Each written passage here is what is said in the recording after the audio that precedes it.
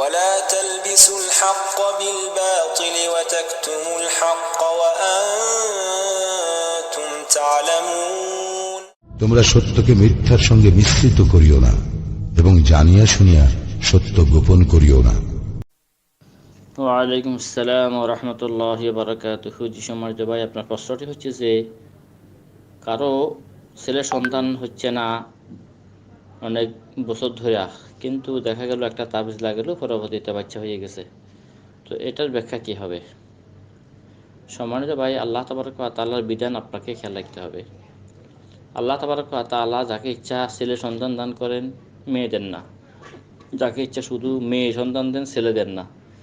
যাকে ইচ্ছা ছেলে মেয়ে দুইটা দেন, যাকে ইচ্ছা আল্লাহ তাবারক ওয়া তাআলা কিছুই দেন না। এটা আল্লাহ তাবারক ওয়া তাআলার ইচ্ছা। আমরা জানি ইব্রাহিম আলাইহিস সালামকে আল্লাহ তাবারক ওয়া তাআলা বৃদ্ধ বয়সে সন্তান দান করছিলেন। তো এই কোরআন আয়াতে উল্লেখ করা আছে যে উনার স্ত্রী বন্ধা ছিলেন। দেখেন, বন্ধা থেকে আল্লাহ তাবারক ওয়া তাআলা পরবর্তীতে একেবারে শেষ বয়সে কী করে দিয়েছেন? বন্ধত্ব দূর করে দিয়েছেন। তো সন্তান হয়েছে ইব্রাহিম আলাইহিস সালামের সংসারে। আল্লাহ তাবারক ওয়া তাআলা কাকে দান করছেন? ইসমাইল আলাইহিস সালামকে দান করছেন। তো এটা আল্লাহ তাবারক ওয়া তাআলার যে রীতি, কোন সময় কাকে কী দেন না দেন, এটা আল্লাহ তাবারক ওয়া তাআলা ভালো জানেন। তাবিজের কারণে দিছে এটা মনে করা যাবে না। এটা আল্লাহ তাবারক ওয়া তাআলা যখন ইচ্ছা তখন এটা দিতে পারেন। তো সর্বোপরি কথা হচ্ছে যে অনেকে ছেলে সন্তানের জন্য মাজারে যায়, তারপরে আপনার গজার মাছকে, তারপর কচ্ছপকে, চট্টগ্রামের অনেকগুলো আছে, এগুলাকে মনে করেন যে মানত করে যায়, ওইখানে তাদেরকে খানা খাওয়ায়, তাদের কাছে দোয়া করে, নাউজুবিল্লাহ, শিরক, এগুলো সম্পূর্ণ শিরকের আকীদা বিশ্বাস। তো যাওয়ার পরে অনেক সময় ছেলে সন্তান, মেয়ে সন্তান বা বন্ধুত্ব দূর হয়, সন্তান পায়। তো এগুলো কেন হয়?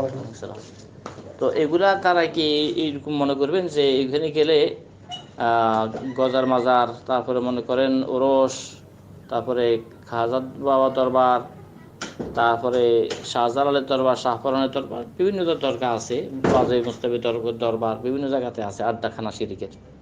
তো মানুষ যায়, বিভিন্ন নিয়তে যায়, তো অনেকে পায়। তো এখন মনে করেন যে পাওয়াটা কি ওই তাদের মাজারে সেজদা করার জায়েজ হওয়ার দলিল, শিরক করার জায়েজ হওয়ার দলিল? নাউজুবিল্লাহ, আলিয়াযুবিল্লাহ, ঈমান সাথে সাথে শেষ। এগুলো হচ্ছে যে আল্লাহ তাবারক ওয়া তাআলা বান্দাকে পরীক্ষা করে। আমরা যে ওয়াল কদরি খাইরি ওয়া শাররি মিনাল্লাহি তাআলা, আমরা যে তাকদীর ভালো মন্দের উপরে বিশ্বাস করার একটা ফরজ আছে, ঈমানের 6টা ফরজ, একটা ফরজ হচ্ছে তাকদীর ভালো মন্দ। যারা তাকদীরের ভালো মন্দ এটা মেনে নিতে পারে, অর্থাৎ নিজের ব্যাপারে আল্লাহ তাবারক ওয়া তাআলার যেটা ফয়সালা আসে, এটা নিজের যে পছন্দ হোক অপছন্দ হোক, যদি মানে নিতে পারে তাহলে সে মোমেন, আর যদি নাকি মানে নিতে না পারে সে ঈমান হারা হয়ে যায়।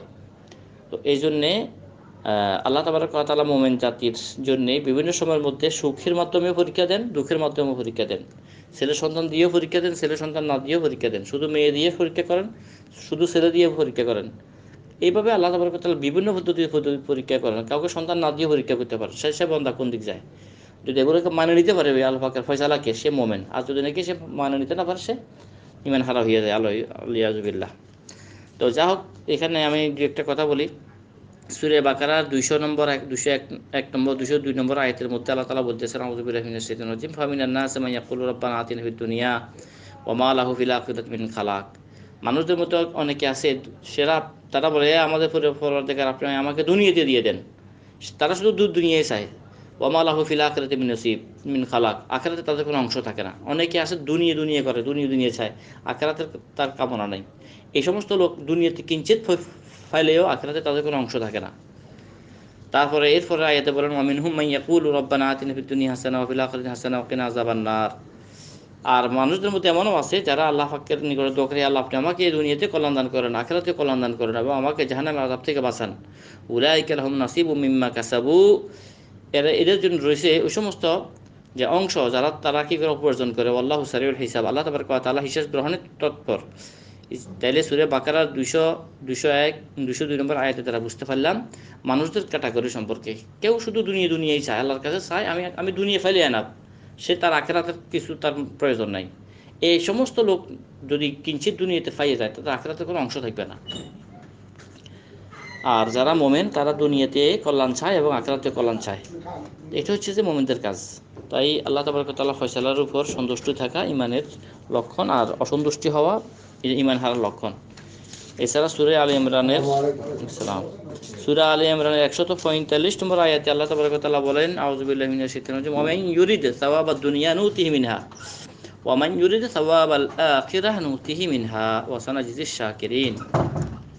যে ব্যক্তি দুনিয়ার কোনো কল্যাণ চায় তো আমি তাকে কিছু দিয়ে দিব।